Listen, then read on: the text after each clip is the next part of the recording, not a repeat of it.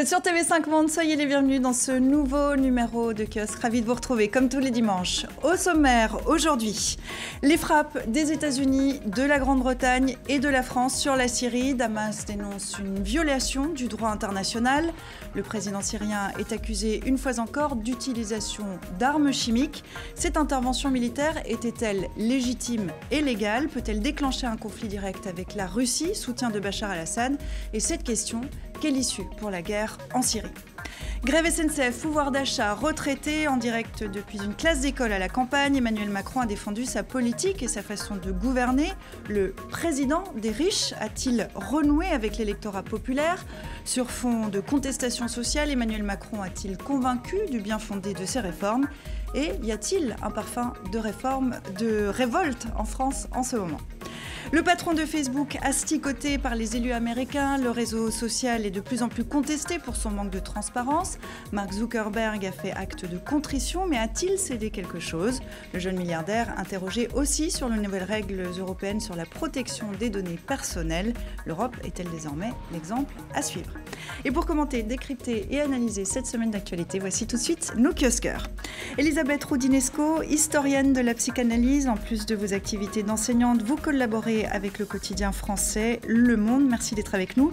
Ariane Bonzon, journaliste française indépendante, chroniqueuse pour le magazine en ligne Slate.fr. Vous travaillez notamment sur la Turquie et le Proche-Orient.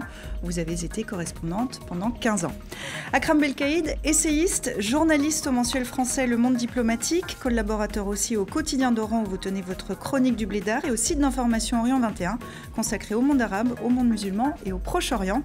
Et enfin, Ana Navarro Pedro, correspondante à Paris de l'hebdomadaire généraliste portugais Visao. Avant cela, envoyée spéciale permanente pour le quotidien Publico pendant 15 ans déjà à Paris. Merci à vous quatre d'être en plateau pour commenter cette semaine d'actualité. Si vous qui nous regardez aux quatre coins de la planète, vous avez des questions sur ces thèmes ou des remarques ou des commentaires, eh bien vous nous écrivez sur les réseaux sociaux, sur Twitter avec le hashtag #kiosque ou alors sur notre page Facebook, on vous y attend très nombreux.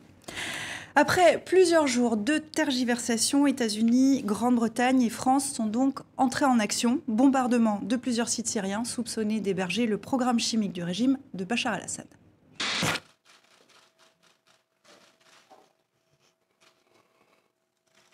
My fellow Americans, a short time ago, Mes chers concitoyens, je viens de donner l'ordre aux forces américaines de lancer des frappes précises sur des cibles où se trouvent les armes chimiques du dictateur syrien Bachar el-Assad.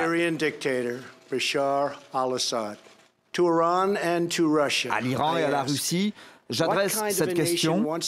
Quelle nation veut être associée à un régime qui massacre des hommes, des femmes, des enfants innocents ? Nous avons tout essayé par la voie diplomatique, mais nos efforts ont été à chaque fois mis en échec. Cette action est légitime. Elle vise à mettre un terme à une atteinte grave au droit. Ce jour n'est pas seulement celui de l'agression contre la Syrie, c'est le jour de la fin de l'ancien système international, c'est la fin du monde unipolaire. La Russie condamne fermement cette attaque contre la Syrie où des soldats russes soutiennent un gouvernement légitime dans sa lutte contre le terrorisme. L'attaque menée ce matin contre la Syrie est un crime. Je déclare franchement que le président américain, le président français et la première ministre britannique sont des criminels. Syrien qui est accusé d'avoir utilisé il y a une dizaine de jours des armes chimiques contre la population de Douma dans la Ghouta orientale, depuis reprise par le régime. Ces frappes de la coalition sont la réponse directe à cette attaque présumée. Akram, est-ce qu'il fallait intervenir? Est-ce que c'est la bonne intervention, une intervention militaire qu'on nous décrit comme ponctuelle? C'est une question très difficile et il est très difficile d'y répondre. On posait la question en préambule de ce sujet, savoir si c'est légal ou légitime. Très difficile de parler de légitimité ou non. Une chose est certaine, c'est une opération illégale au regard du droit international. On n'a pas le droit de bombarder un pays sans avoir l'aval des Nations Unies. Ce qui ne veut pas dire que M. Bachar el-Assad est quelqu'un de recommandable ou qu'on puisse le soutenir, bien au contraire. Mais dans ce genre de situation, il faut faire très attention, notamment à ne pas donner l'impression qu'on est toujours dans le deux poids, deux mesures, c'est-à-dire où Un jour, on bombarde, un jour, on n'intervient pas, et selon une position à géométrie variable. Il est certain aussi, et ce qui est étonnant, c'est que cela fait des années que M. Assad massacre son peuple, et on est parfois étonné par rapport à la disproportion de réaction entre des bombardements avec des armes conventionnelles qui font des milliers de morts et où finalement la communauté internationale reste inerte, et où l'usage d'armes chimiques donne lieu à l'usage de la force comme si c'était plus grave. Or, les Syriens, ça fait plusieurs années, plus de 7 ans aujourd'hui, qu'ils sont confrontés à un régime qui ne leur laisse aucun répit. Et c'est la réalité de cette situation. Ce bombardement n'est rien d'autre que l'illustration, si vous voulez, de l'impuissance d'une partie de la communauté internationale vis-à-vis du régime de M. Assad. Rien de plus. Réaction, Ariane, là-dessus, sur cette intervention? L'histoire de la ligne rouge et puis l'idée que l'arme chimique est une arme différente que le bombardement. En termes de droit international, c'est considéré comme un crime de guerre. Voilà, et puis bon, l'idée c'est que c'est une arme contre laquelle on ne peut rien faire. Je ne suis pas sûre vous pouvez faire beaucoup de choses contre les bombardements, comme l'a dit Akram. Donc ça, c'est un premier. Alors ce qui est intéressant, c'est que le conflit, on le voit, là, s'internationalise. C'est-à-dire qu'il y a 3 niveaux. Il y a eu d'abord le conflit interne à la Syrie, entre guillemets, les révolutionnaires contre le régime syrien. Puis ça a pris une ampleur régionale avec l'Iran, la Russie d'une certaine manière. Et puis là, on voit vraiment qu'il y a une internationalisation, puisque les États-Unis, qui sont déjà présents en Syrie, mais enfin, là, il y a quelque chose qui se joue à un degré au-dessus. Alors, qu'est-ce qu'ils cherchent? Pourquoi est-ce qu'avoir fait ça? C'est ça. On n'est pas en 2013. Maintenant en 2013, pourquoi ça a réussi, ça s'était fait? Il y avait une vraie opposition militaire. Enfin, il y avait une armée syrienne libre, dont on peut beaucoup discuter. Mais enfin, il y avait quelque chose qui aurait peut-être... C'était une manière de soutenir cette opposition armée. Aujourd'hui, l'armée syrienne libre est complètement... Enfin, elle est l'ombre d'elle-même. Donc, pourquoi l'avoir fait? Eh bien, l'une des thèses, c'est que c'est quand même pour poser des pions vis-à-vis de l'avenir. C'est-à-dire, voilà, on est là. Et d'ailleurs, le président Macron a tout de suite, immédiatement parlé de négociations politiques. Quelle est l'étape prochaine? Voilà, c'est ça. Maintenant, humanitaire et politique, il faut absolument qu'on parle. Vous évoquiez la date de 2013, c'est celle de la reculade des États-Unis de Barack Obama. Tout le monde a ça en tête, mais ça pose effectivement la question de pourquoi maintenant. Effectivement, c'est pour préparer l'avenir, comme le disait Ariane. Oui et non. Depuis 2013 aussi, on a vu s'installer en Syrie le point central de la nouvelle guerre froide, celle dont Antonio Guterres, le secrétaire général de l'ONU, dit qu'elle est revenue avec une vengeance et avec une différence. Et donc, la différence, c'est que pour la première fois, on a 2 puissances maintenant qui se regardent un petit peu en chien de faïence, les États-Unis et la Russie en Syrie. Et là, on a atteint un moment, cette semaine, ce qu'on pourrait appeler le moment de la crise des missiles dans cette nouvelle guerre froide en Syrie. C'est intéressant de vérifier que les militaires des 2 côtés, américains comme russes, ont vraiment essayé de empêcher c'est les mots, je crois, de Mattis, le secrétaire américain, le général américain qui dirige la défense américaine, qui ont essayé une escalade, d'empêcher une escalade incontrôlable. C'est-à-dire en ne visant pas la Russie, en ne visant pas les bases essentielles, les éléments essentiels de la Russie en Syrie. Donc c'est eux plutôt qui ont essayé d'empêcher cette escalade. Puis dernièrement, pourquoi les États-Unis cette fois-ci, alors que en février, on a eu Tillerson, qui était le secrétaire d'État, qui a défini 5 points d'une politique américaine pour la Syrie. On peut les rappeler, mais ensuite on a eu Trump récemment qui a dit on va quitter la Syrie. Là, on reste en Syrie. Trump encore. Et puis cette attaque, il faut aussi vérifier que Bolton est le nouveau conseiller pour les affaires de sécurité de Trump aux États-Unis, que lui, il veut une guerre avec l'Iran, et qu'effectivement l'Iran est l'autre grand élément, l'autre grand inconnu de cette équation syrienne. Si je résume ce que vous avez dit, ce qu'on comprend, c'est qu'il y a peut-être déjà l'envie de se répartir une influence en Syrie. Elisabeth, qu'est-ce que vous en pensez, vous, Moi, je pense qu'il fallait intervenir. Dieu sait si j'étais hostile aux autres interventions, Libye, Irak, parce que c'était pas du tout ce qu'il fallait faire, surtout ce que ça a donné. Mais là, on peut pas continuer comme ça. Légal, illégitime, peut-être. Mais les armes chimiques sont interdites. Voilà. Et on a suffisamment annoncé qu'il y avait des lignes rouges à pas franchir pour qu'un beau matin, quand même, on sanctionne. Je regrette évidemment que ce ne soit pas sous Obama, mais que ce soit avec ce va-t-en-guerre de Trump détestable. Mais ça n'a pas d'importance. Il fallait mettre un coup d'arrêt. Et d'ailleurs, ils ont visé vraiment des centres de fabrication. C'est les informations qui ont été données. 85 attaques, 85 fois, le régime a fait usage d'armes chimiques contre des civils. C'est les chiffres avancés par l'ONG Human Rights Watch depuis 2013.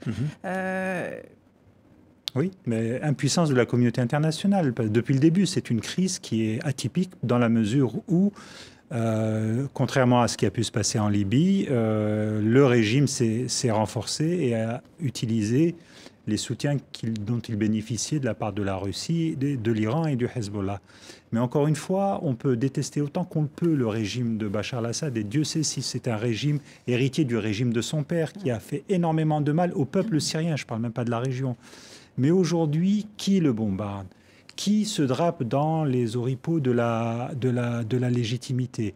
Des pays, des puissances qui, effectivement, bombardent la Syrie à cause de l'emploi d'armes chimiques, mais détournent les yeux s'ils n'y participent pas dans ce qui se passe au Yémen, par exemple. De même, on parle de légitimité de ligne rouge, etc., mais comment accepter aussi que ces mêmes puissances restent silencieuses par rapport à ce qui s'est passé et ce qui se passe encore à Gaza ces derniers jours?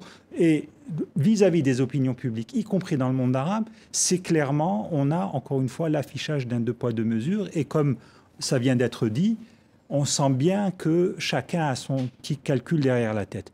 Les États-Unis sont, à mon avis, déjà engagés dans un processus guerrier à l'égard de l'Iran. Ce n'est pas M. Assad qui les intéresse. Ce qui les intéresse, c'est de signifier à l'Iran que la guerre vient, que l'accord sur le nucléaire va être remis en cause, et on rentre dans une logique de guerre, comme disait Ariane, qui est plutôt à un niveau international plus élevé. Ariane ? Oui, les résolutions du Conseil de sécurité des Nations Unies, il y a longtemps qu'un certain nombre de pays se sont assis dessus. Je veux dire, c'est pas nouveau, ça. Donc bon, là, les Français l'ont fait, mais ça, les Américains. L'autre chose qui est intéressant, c'est ce qui se passe avec la Turquie. Vous savez que la Turquie est alliée avec les Russes et les Iraniens. Et là, elle a remercié la France et les Américains pour ce bombardement. Et on sent qu'il y a une volonté du côté donc de ce camp américain, français, anglais, de tirer un petit peu la Turquie vers eux. Et ça, c'est très intéressant. On va voir ce qui se passe, parce que c'est pas un interlocuteur très facile, même s'il est au sein de l'OTAN. Et là, alors, je dis pas qu'ils veulent casser l'alliance Russie-Iran-Turquie, mais il y a quelque chose qui est en train de se passer de très intéressant. On va voir ce que ça donne. Si on revient à l'attaque présumée d'armes chimiques, puisqu'une enquête va démarrer, fait attention aux termes qu'on emploie quand même, pourquoi le régime est allé avec une arme chimique alors que la bataille sur la Ghouta paraissait gagnée? Alors, petit préalable, ce n'est pas au-dessus d'Assad d'utiliser l'arme chimique contre son peuple et de faire les pires atrocités contre son peuple. Mais cela dit, dans un crime de guerre, il y a crime, et dans un cas de crime, il faut vérifier qu'il a commis. Et on est allé bombarder avant d'aller vérifier. Est-ce qu'il y a eu des entraves à une vérification? La commission qui devait le vérifier devait arriver hier, je crois. Hier samedi. Et on a vérifié, et on a attaqué avant d'avoir des conclusions.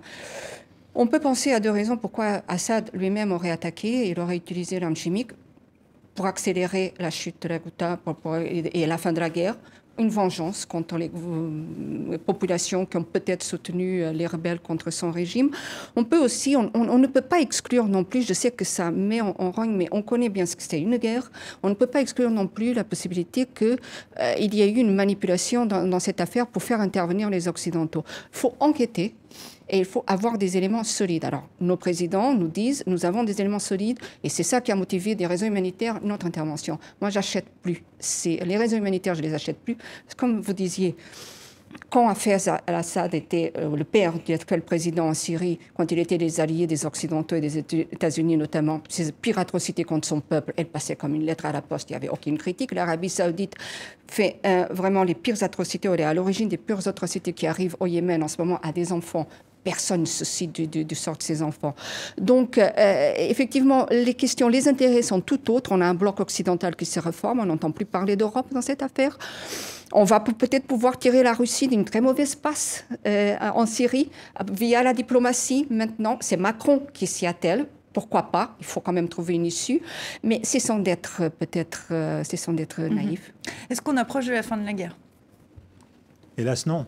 Hélas non. On voit bien que peut-être qu'effectivement la guerre civile syrienne va se régler d'une certaine manière, mais là on voit bien qu'on a des axes de conflit potentiels. On a ce fameux accord sur le nucléaire iranien, on a tout de même une volonté de plusieurs acteurs de croiser le fer avec les Iraniens. On a l'Arabie saoudite, les pays du Golfe, Israël, qui convergent tous pour contrer ce qu'ils appellent la menace iranienne. On a aussi des pays qui sont dans des situations très difficiles. Je pense notamment au Liban, qui va connaître des élections dans quelques semaines et dont le résultat des élections va aussi avoir son importance. Malheureusement, c'est une région qui connaît depuis des années, des décennies, une déstabilisation et on est un peu inquiet, enfin on est très inquiet vis-à-vis de l'avenir. Ariane, d'un mot pour conclure. Le Liban, parce que c'est pas exclu qu'il y ait des mesures de rétorsion qui frappent le Liban. Pour l'instant, le Liban avait été très préservé. Il y avait une espèce d'accord entre les deux. On ne touche pas au Liban. Et là, c'est vrai qu'il y a 2 ou 3 petits signes qui font penser qu'il peut se passer des choses au Liban. Parce qu'évidemment qu'il va y avoir une réponse russe d'une manière ou d'une autre, même s'ils ont été informés, russes, iraniennes, etc. Donc le Liban, il faut garder de près. Le Liban où se trouve le plus grand nombre en fait, de réfugiés. De réfugiés, et puis ça a toujours été le terrain de foot. Avant la Syrie, ça a été le terrain de foot des grandes puissances et des puissances. Elisabeth, vous vouliez intervenir? Moi, je pense qu'il faut intervenir, voilà. Et qu'il y a un moment, alors on peut avoir toute l'intelligence du décryptage de tout, mais il y a des moments aussi, je pense que ça ne sert à rien, militairement, ça ne jouera pas sur l'avenir. Je pense, on peut même imaginer que Bachar el-Assad ait fait ça sans aucune autre raison que de le faire. Ça existe aussi. Parce qu'en effet, il est en train de gagner. Donc, je crois que c'était le moment aussi des interventions symboliques, ça compte, pas seulement pragmatiques. Alors maintenant, tous les risques qu'on peut imaginer, oui, mais on parle de l'Iran, on parle de tout ça, c'est vrai. Mais je crois aussi qu'il faut penser à Poutine.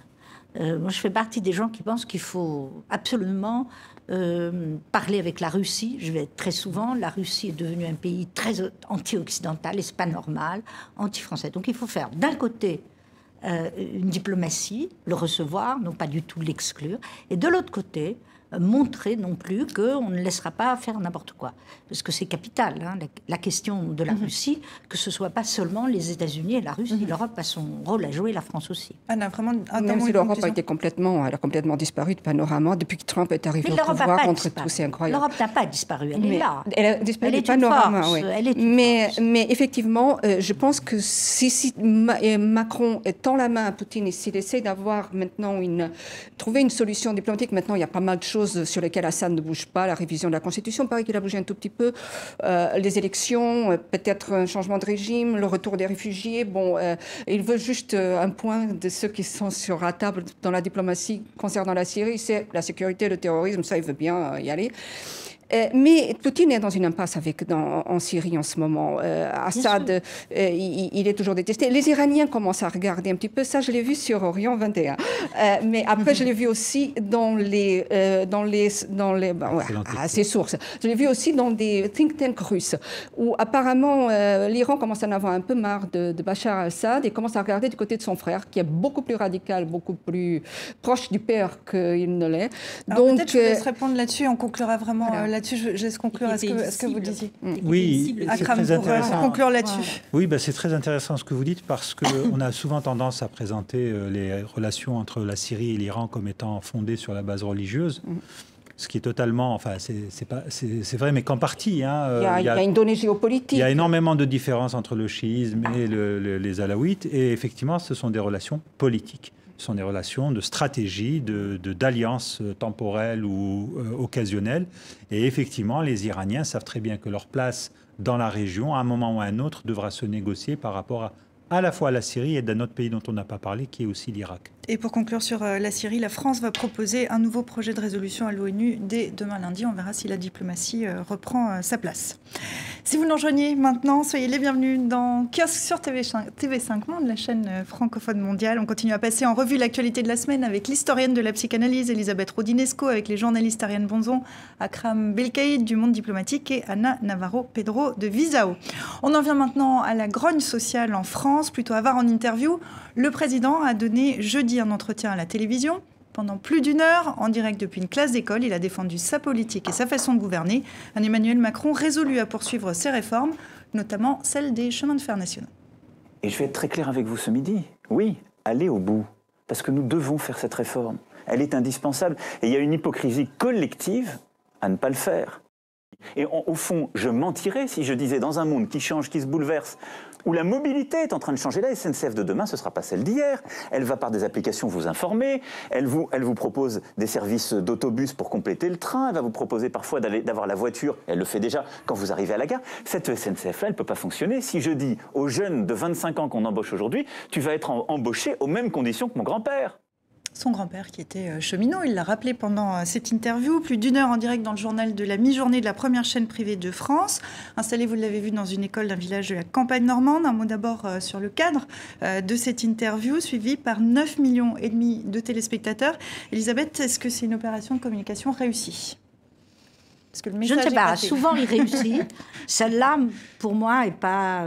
non, je la trouve pas très réussie, mais le problème n'est pas là. Le problème, c'est que d'abord, il a le sens du théâtre, il a le sens des lieux, il a compris tout en disant à un moment donné qu'il ne voulait pas de médias, qu'il fallait en avoir. Vous avez remarqué au passage qu'il parle toujours de ses grands-parents, hein, tantôt sa grand-mère, tantôt son grand-père, pas beaucoup de ses parents. Toujours intéressant du point de vue générationnel, quoi. À la fois, il dit les jeunes et de l'autre côté, il s'occupe des grands-parents. Non, le principal reproche qu'on peut faire à ce président qui a de grandes qualités, politique internationale, je la reconnais. La politique sur la laïcité, je la trouve bonne, mais pas le social. Je crois que là, c'est pas la question président des riches ou pas, c'est que il est sûr de lui. Il présente comme inéluctables des réformes qui, après tout, ne le sont pas forcément. Voilà. Et moi, je crois qu'il a cette espèce de conviction qu'il faut casser ce modèle social pour se moderniser. Ben non, c'est pas évident. C'est pas évident. C'est pas évident. C'est vrai qu'au début, on a été très inquiets parce qu'il y a une rigidité. Oui. C'est un peu genre, venez, voilà, la négociation vue par l'équipe Macron, c'est venez, parler, puis on décidera après. Ça a été un petit peu ça qui a été ressenti au début. Bon, là, il semble quand même qu'il y ait quelques avancées. En particulier, ils essayent de placer un coin entre la CGT, qui a refusé cette... Alors, je parle évidemment de la réforme vous parlez de la SNCF, hein, qui rejette complètement la loi qui est proposée, et puis la CFDT qui a proposé des amendements. Il semble quand même qu'il y a une vingtaine d'amendements proposés par la CFDT qui sont en tout cas proposés au vote, quoi. Donc là, ça commence à avancer et c'est extrêmement important. Sur Macron, on voit bien, et je vais dans votre sens, c'est qu'il a essayé de parler de la maison France. Oui, toujours la maison, la famille, les grands-parents. Voilà, et ça, c'est assez intéressant. Alors, les enfants, le grand-père, etc. Il y a quelque chose de... Je suis tout à fait d'accord, il y a quelque chose à creuser là-dessus, avec toujours quand même un peu des accents de prédicateur, quoi. Il y a un trémolo dans la voix, bon, c'est un petit peu... Voilà. Oui, on a perdu la gestuelle du prédicateur, mais la substance, c'est là encore. Oui, pour l'étranger, il faut toujours expliquer une chose. Pourquoi en France, on ne sait pas faire, on ne sait pas avoir des rapports sociaux basés sur le consensus, sur la discussion au départ. On va, j'ai dit, c'est dans l'ADN des Français, c'est comme ça. On va à la guerre, on fait une guerre de tranchées, on creuse ses positions et à partir de là, on va voir celui qui avance, celui qui recule et celui qui peut gagner ou si celui qui est obligé de céder. Donc, toujours les étrangers me demandent mais pourquoi ils ne sont pas incapables de négocier. Je ne sais pas, c'est comme ça, c'est un peuple, c'est comme ça dans cette société. Mais avec Macron...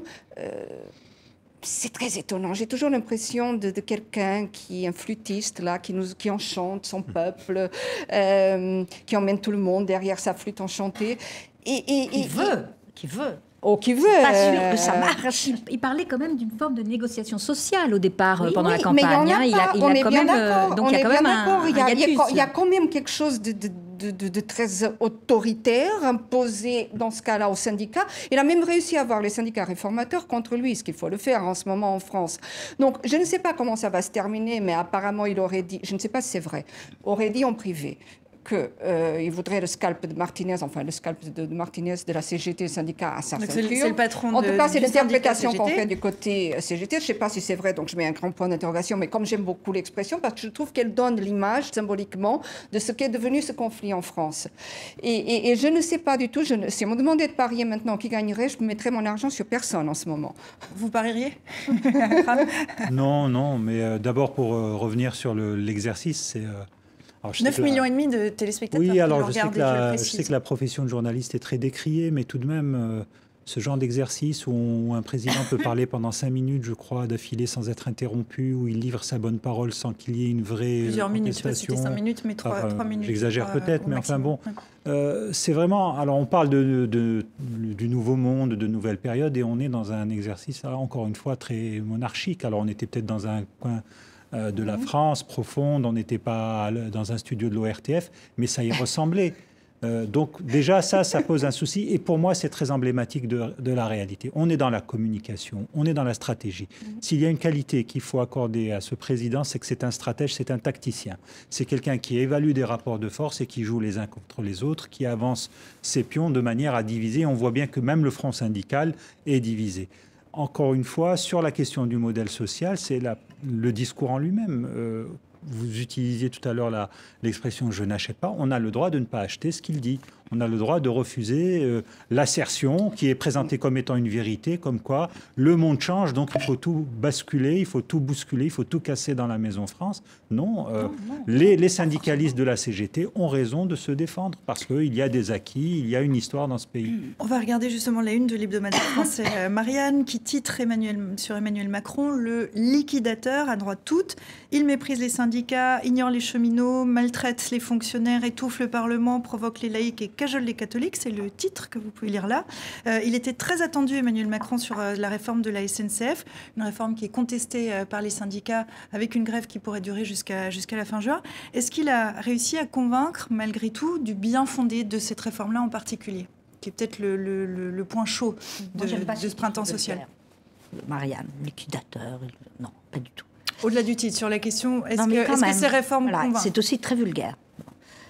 On a un président qui n'est pas vulgaire, qui sait parler, qui est habile, qui est intelligent. Il y a un pilote dans l'avion. Alors maintenant, dans une situation qui n'est pas facile, hein, c'est vrai qu'il n'y a plus d'opposition de la classe ouvrière comme avant. C'est un peu défait, le mouvement social est défait. On a eu le Front National, on a ce populisme. Est-ce que Macron, qui est typiquement un homme du social-libéralisme, hein, d'ailleurs plus libéraliste que social, il a une conviction, c'est qu'il faut tout changer. Seulement, on est en France.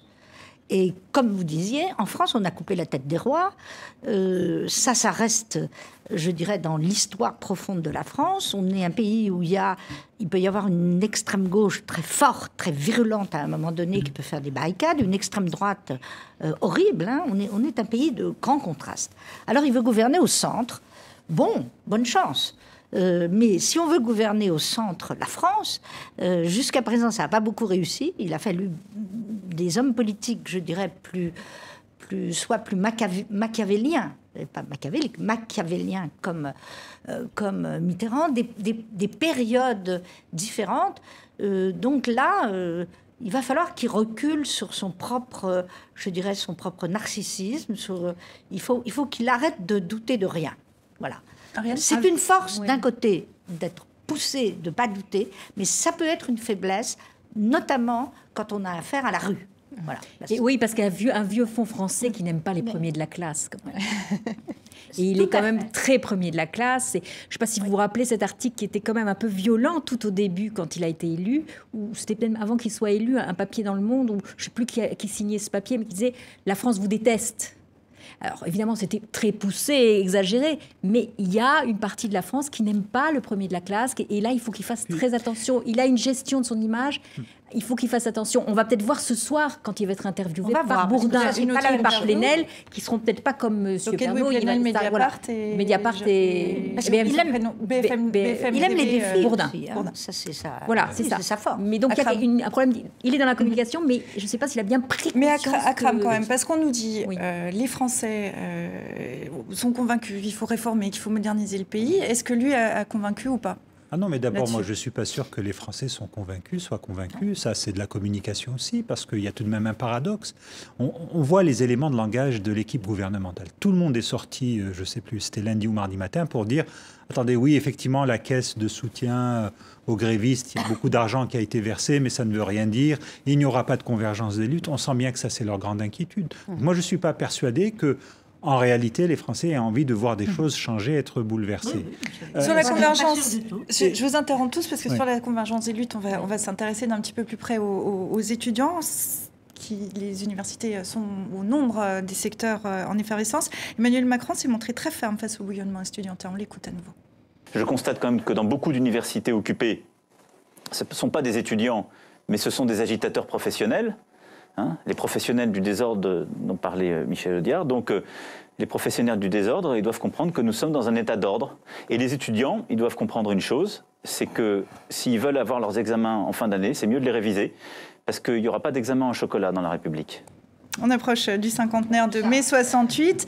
À l'époque, je me tourne vers vous, Elisabeth, puisqu'on parle d'étudiants. Le cinquantenaire de mai 68 arrive. À l'époque, vous avez 24 ans. Vous occupez la Sorbonne. Est-ce qu'aujourd'hui, la même chose peut se passer ? Ça, je n'aime pas ces phrases-là. Agitateur professionnel, ça, c'est toujours ce que le pouvoir dit dès qu'il a des jeunes. Non.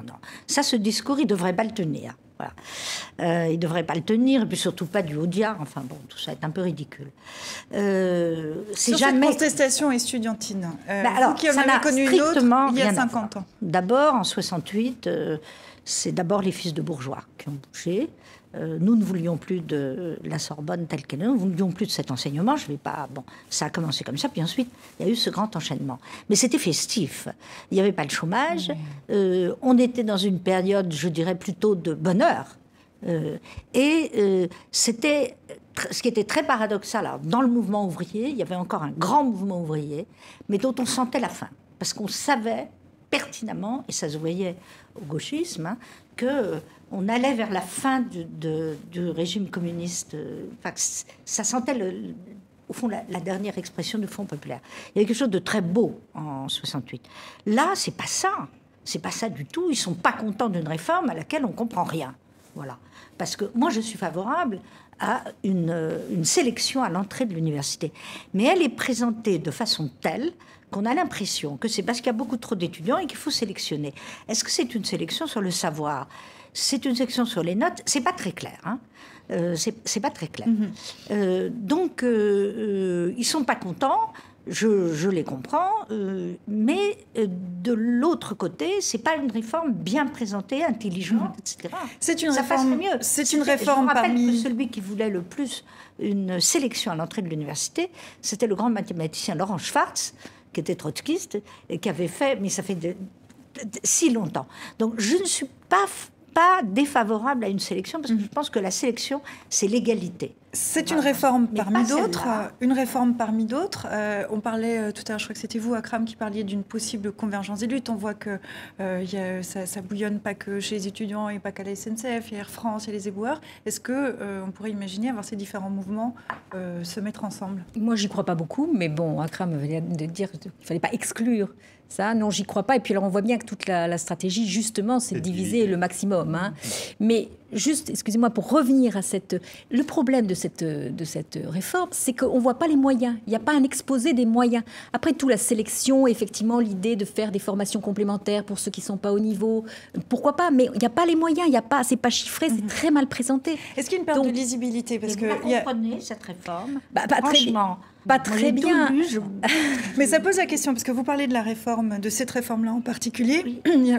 Le gouvernement annonce réforme sur réforme, etc. Oui. Est-ce que l'interview qui a été donnée cette semaine offre une plus grande lisibilité sur le projet du gouvernement et sur ce que pourrait devenir la France avec ce projet-là et ces réformes qui s'enchaînent? Ah non, pas du tout. Il y a eu 26 réformes, je crois, jusqu'à présent. Il y en a tout un tas qui sont sur la table à l'avenir.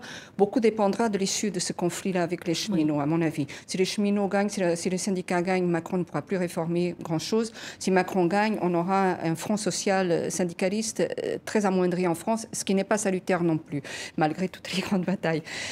Non, cette réforme est aiguë. Le problème, c'est la question qui a été posée tout à l'heure par vous.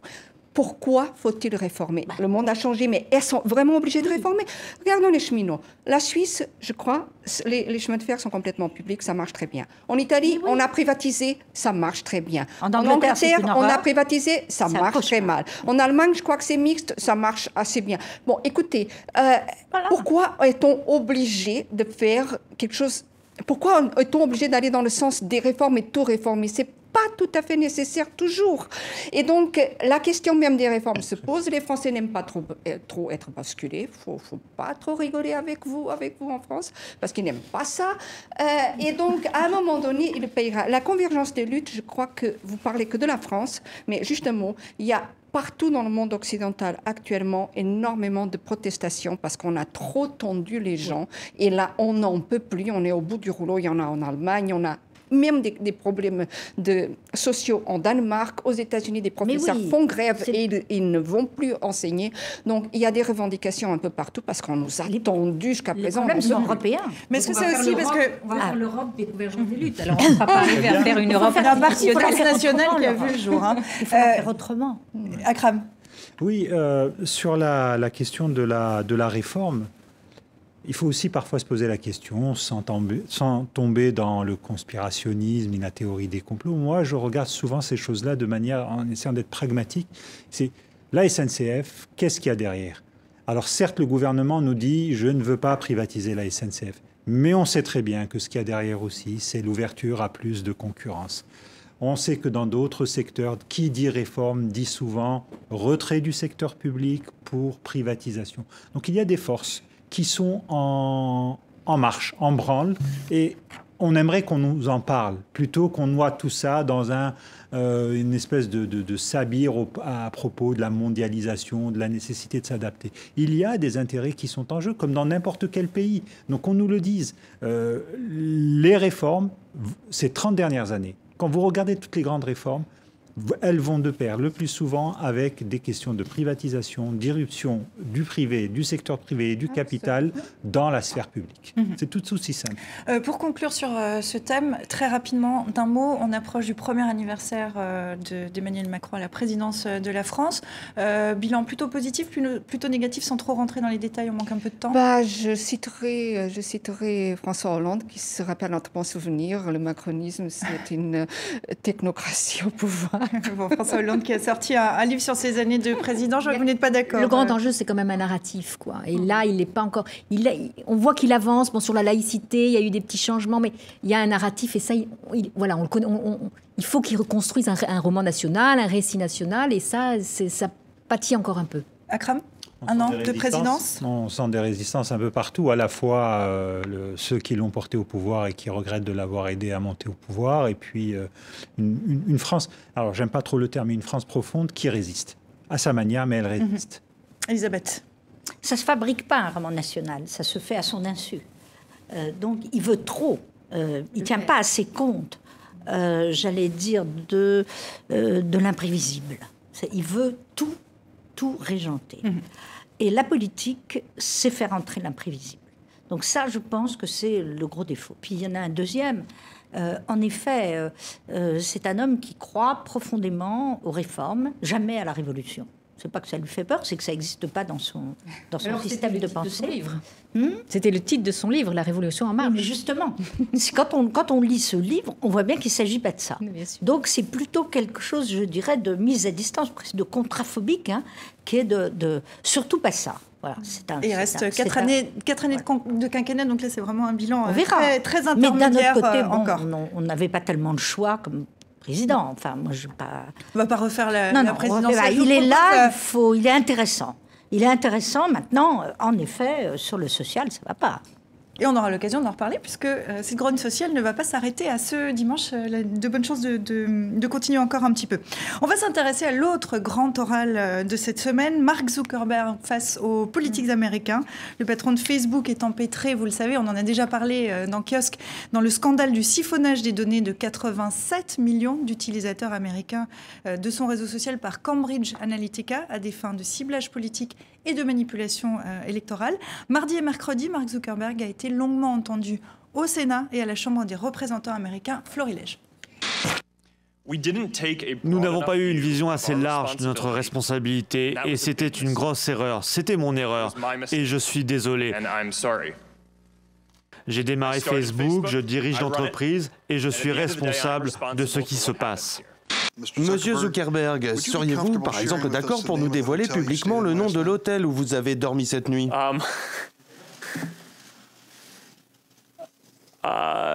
Non. Et est-ce que vous pourriez nous dévoiler le nom des personnes avec qui vous avez communiqué cette semaine? Sénateur, non, je ne ferai pas cela publiquement. C'est justement ce qui nous préoccupe aujourd'hui, la question de ces données personnelles. Jusqu'où sommes-nous prêts à abandonner notre vie privée dans l'Amérique moderne pour pouvoir être connectés partout dans le monde? Je n'ai que 4 minutes.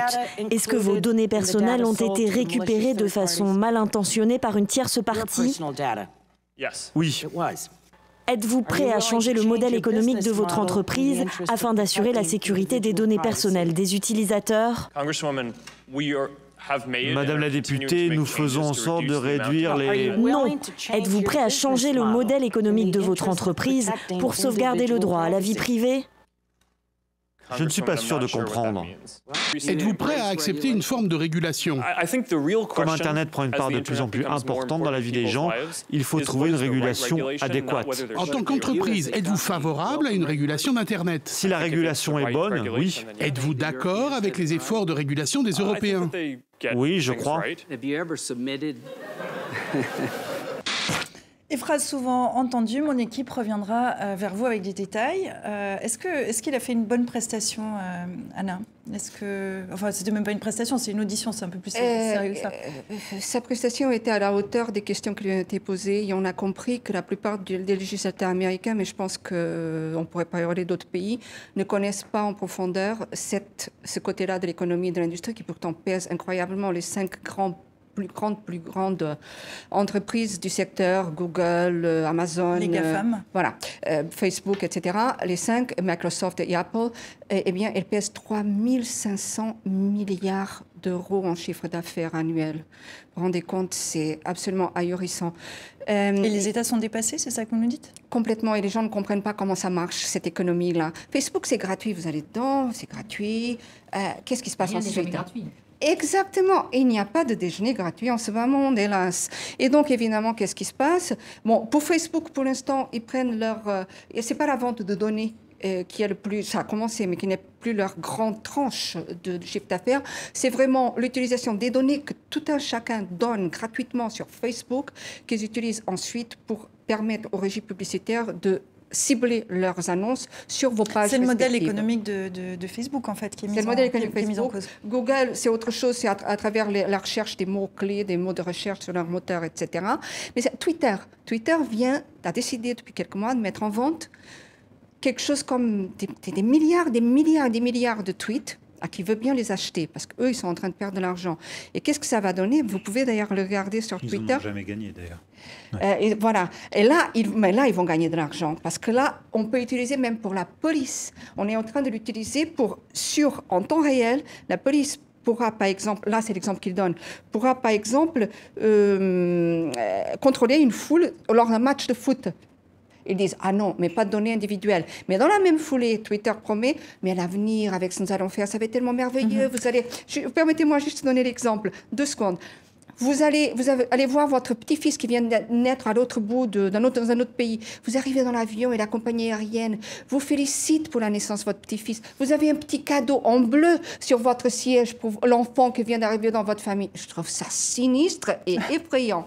Ariane. C'est vrai, mais alors, dans ce reportage qui était très intéressant, de voir les réactions. C'est un petit florilège, les auditions. Oui, c'était bien de les revoir. Mais ce qui était bien aussi, c'est la mention de l'Europe. Parce qu'effectivement, il va y avoir donc un règlement général de protection des données qui va être mis en place. Et la France, donc à partir du 25 mai, je crois, en 25 France. mai, absolument. Donc ça, c'est très Europe. intéressant quand même, parce qu'il va y avoir l'obligation de la part des plateformes d'informer, donc de demander l'accord sur les données, d'informer sur s'il y a eu des fuites. S'il y a fuite de ces données, il faut qu'ils informent quand même leurs clients. Il y a donc toute une série de mesures et ça, c'est quand même très intéressant. Voilà un côté positif du gouvernement Macron, puisque c'est quand même à la fois l'Europe et puis il y a un volet français qui est peut-être plus développé. Donc je trouve que ça vraiment, pour une fois... Mais est-ce que ça sera suffisant? Parce que Anna nous disait, les gouvernements, les États sont dépassés. Là, il y a une réglementation européenne qui se met en place. Est-ce qu'elle sera suffisante, Akram? En tous les cas, ce qui est certain, c'est que cette réglementation, les concernés, à commencer par Facebook, a beaucoup œuvré dans les coulisses pour essayer, d'une certaine manière, de l'influencer. Sinon, il n'y aurait pas autant de lobbyistes à Bruxelles pour peser sur ces règlements-là. Deuxièmement, là, on sent qu'il est... D'ailleurs, ça n'a jamais été un grand orateur, mais on sent qu'il est mal. Il dit oui parce qu'on lui pose la question, mais ce n'est pas quelqu'un qui est pour une réglementation ni pour une régulation. Et c'est vraiment la question aujourd'hui. Il y a 10 ans, nous avons eu une grave crise financière. On nous a expliqué qu'il fallait sauver les banques parce que trop grosses pour tomber, too big to fail. Et on est en train de se retrouver avec le même problème avec ces entreprises-là. On n'ose rien faire contre elles parce qu'elles sont le chiffre d'affaires, etc. Je rappelle qu'à la fin du 19e siècle, les politiques de l'époque, alors c'est vrai qu'il y a un siècle, plus d'un siècle, mais on a eu le courage à l'époque de casser les monopoles, notamment les monopoles pétroliers, parce qu'on se rendait compte qu'ils constituaient un danger. Aujourd'hui, indicateur de la qualité du personnel politique que nous pouvons avoir en Europe comme aux États-Unis, personne n'ose dire qu'il va peut-être falloir diminuer le pouvoir de ces entreprises. Mais la question du démantèlement de Facebook, de Google se pose. Alors, elle n'est pas unanime, mais cette question-là est posée quand même. Mais elle n'est pas portée politiquement. Elle est... L'autre jour, il y avait quand même le secrétaire d'État au numérique là, qui l'a posé, qui disait c'est tellement énorme Facebook qu'il y a tellement... L'économie est complètement reliée à Facebook, un peu comme les télécoms. Enfin, et donc, bon, lui, évidemment, c'est pour casser ce monopole éventuellement, mais l'idée, c'est attention, s'il se passe quelque chose avec Facebook, notre économie est vraiment impactée, quoi. C'est pas simplement les gens qui tapent sur Facebook. Donc, il montrait à quel point cette espèce de mastodonte pouvait poser un problème à l'économie. C'était très intéressant. Anna et Elisabeth, je vous en prie. Je connais pas bien les détails de tout ça. C'est un peu... Moi, j'ai un Facebook... Vous êtes présente sur les réseaux sociaux, mais vous en occupez pas. Non, mais ce que je pense surtout, c'est que vraiment... Alors, d'un autre point de vue, l'Europe, là, la vieille Europe, a un très grand rôle à jouer par rapport à cette idéologie américaine de la transparence, du marché. On a le même problème, je ne sais pas si... on a le même problème dans tous les domaines. Vous savez qu'aux États-Unis, respecter les droits d'auteur pour les écrivains comme je suis, c'est une bataille permanente. Si on a un livre qui doit être adapté au cinéma, la notion d'auteur n'existe pas. Donc, c'est cette idée... que l'Europe fait beaucoup mieux exister le sujet contre les individus. Et c'est capital, en effet, de organiser un contre-pouvoir. Et là, il y a une force morale et même politique de l'Europe. Voilà. D'un autre côté, on ne peut pas aller contre ce progrès des réseaux sociaux. Mais on a à opposer d'autres problèmes. Je vous rappelle que on peut aussi interdire les propos, on peut quand même intervenir, les propos antisémites, racistes. Oui, mais là, c'est autre chose. C'est vraiment un contrôle des esprits complètement, une manipulation totale des esprits et des comportements. On ne peut pas tout faire, mais on peut toujours faire un peu mieux quand même que cette idée que rien ne sert à rien et que de toute façon, on sera dévoré. C'est pas mal ce qui est arrivé finalement. Non, il faut lutter évidemment, et c'est l'histoire de l'humanité nous le prouve qu'on le fait toujours. Mais très brièvement, pour la réglementation, remarquez, la France a fait quelque chose de superbe. Quand on va sur un site, si ce site pose des cookies, c'est-à-dire des petits programmes qui permettent de vous tracer ensuite, le site est obligé d'ouvrir une petite fenêtre et de dire est-ce que vous autorisez, nous utilisons des cookies pour notre... Est-ce que vous autorisez ou pas? Et vous pouvez dire oui ou non. beaucoup d'entreprises, beaucoup de sites, dont la plupart des sites français, ont commencé à faire. Si vous poursuivez la navigation sur notre site, c'est que vous acceptez des cookies. Voilà. Donc, et parfois, on ne peut pas ne pas poursuivre parce que ce site nous est indispensable. Donc, voilà une façon de contourner déjà les réglementations. Et moi, je dirais qu'il y a une chose à faire absolument. Vous savez que la majorité est 18 ans normalement dans notre pays, mais elle pourrait être 15-16 ans pour tout ce qui touche au numérique. C'est-à-dire qu'à partir de 15-16 ans, on aurait le droit de demander ces données, etc. Moi, je crois qu'il faut tout simplement aller dans les écoles et faire une formation au numérique. Et apprendre aux gamins, quoi, comment on fait attention à ces données, comment on préserve, voilà, tout ça, je crois que ça, c'est un truc de base. On apprend à se laver les dents, on apprend... Et ça, ne pas charger l'école de tout, parce que... Oui, mais il faut le faire, alors ça soit... Oui, mais c'est quelque chose... C'est un nouveau monde. Mais vous savez, moi, j'ai appris... Je travaille sur un site, Slate. Je peux vous dire que quelqu'un il m'a raconté tout ce qu'on pouvait prendre de mes données. Enfin, c'est affolant. Et ça, vous ne l'avez pas appris à l'école. Ben oui, mais parce que j'aimerais bien que mes enfants l'apprennent. Non, alors, je crois qu'il faut mieux savoir non seulement aux enfants, à l'école, non seulement aux enfants, ça vient après. Mais non seulement aux enfants, mais je vais vous dire aux personnes âgées. Il y a 20% de Français qui ne sont pas reliés au numérique. Et je connais 2 personnes de 80 ans. L'une a son compte Twitter, fait beaucoup de... sait vraiment surfer sur le net, etc. L'autre ne s'y est absolument pas mis. Ah oui, mais je peux vous dire que la différence, malheureusement, de vivacité, de jeunesse, elle est évidente. Donc, il faut aussi apprendre. Quoi. Il faut prendre une alternative à Facebook. Il peut y avoir d'autres alternatives à Google. Facebook, c'est une plateforme qui est en open source. Ça veut dire que c'est pas... Là, les données sont protégées entièrement parce que c'est tous les geeks, tous les spécialistes qui peuvent travailler le code parce que c'est en open source. Ça s'appelle Minds. Elle est très bien faite. M-I-N-D-S, ça veut dire esprit en anglais. Minds.com. C'est une alternative. Donc, il y a le réseau social Zinc aussi qui peut être utilisé à la place de Facebook, bien entendu. C'est ça aussi. Et effectivement, c'est la concurrence qui peut amener un peu d'ordre là-dedans. Oui, mais je ne crois pas que... Je pense aussi, franchement, sans être un ayatollah de l'intervention publique, il y a un moment où la croissance de ces entreprises-là nous pose un vrai souci. On ne peut pas laisser ce genre de mastodonte se développer. Parce que Facebook, qu'est-ce qu'il commence à faire en ce moment? Il touche à tout. Il ne touche pas simplement... La messagerie aussi. Ils veulent faire de la banque, ils veulent faire de l'agence de voyage, ils veulent faire de l'hôtellerie, etc. Et puis un jour, lorsqu'on va se rendre compte que leurs comportements ne sont pas légaux, on va nous dire, oui, bon, effectivement, mais on ne peut rien faire. Pourquoi? Parce que c'est trop gros, c'est des milliers d'emplois, etc. On est aujourd'hui dans un moment où l'intervention reste encore possible. Peut-être que dans 5, 10, 15 ans, ce sera plus possible. Ah oui, oui, bien sûr. Mais qui arrive à soutenir, oui, il faut surtout. Pour conclure, Anna, je vous laisse le mot de la fin sur ce thème. Eh bien, je vais vous dire, je vous préviens qu'avec Twitter, que j'adore d'ailleurs, parce que ça permet de voir beaucoup de choses, si vous allez dans n'importe quel site où il y a le petit logo Twitter, le petit oiseau, okay, ils vont pomper toutes les informations que vous allez glaner sur ce site. Et c'est fait exprès pour que demain, ils puissent prévenir, par exemple, un assureur, que vous cherchez des assurances sur Twitter et que vous allez chercher des assurances pour votre maison, pour votre voiture a tant d'âge, etc. Vous pouvez demander vos données sur Twitter, tout ce qu'ils ont, tout ce que les publicitaires ont sur vous.